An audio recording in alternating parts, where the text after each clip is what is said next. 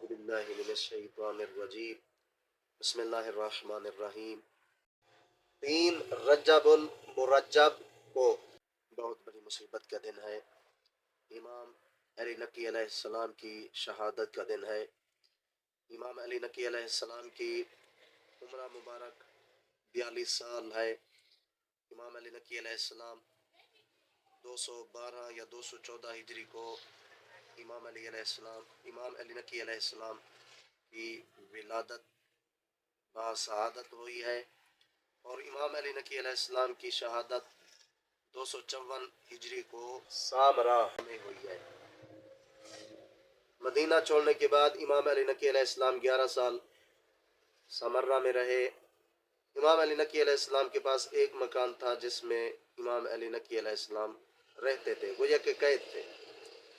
امام علی نقی علیہ السلام نے مامون کا بھی زمانہ، مامون کی حکومت بھی دیکھی۔ اس کے بعد متوکل عباسی کا زمانہ آیا۔ متوکل عباسی کے بیٹے معتز امام علی نقی علیہ السلام کو شہید کیا۔ زہر دے کر امام علی نقی علیہ السلام کی شہادت ہوئی۔ شہادت سے پہلے امام علی نقی علیہ السلام نے اپنے بیٹے امام حسن عسکری علیہ السلام کو تمام انبیاء کے جو تبرکات تھے امام حسن عسکری علیہ السلام کے حوالے کیے۔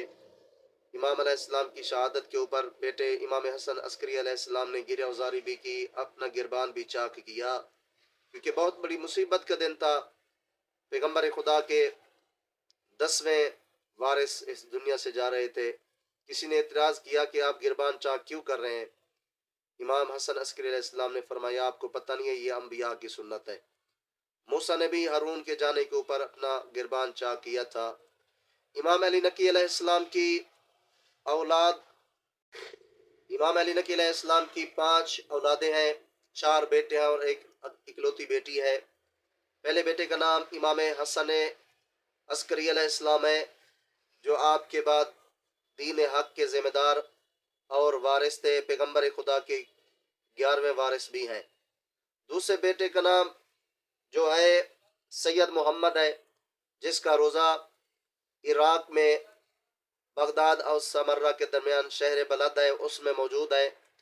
وہ بہت بڑے مجتہد بھی اپنے زمانے کے گزرے ہیں۔ تیسرے بیٹے کا نام جعفر ہے، جس نے امام حسن عسکری علیہ السلام کے بعد امامت کا بھی دعویٰ کیا تھا، اور اس کو جعفر کذاب بھی کہا جاتا ہے۔ چوتھے بیٹے کا نام حسین ہے۔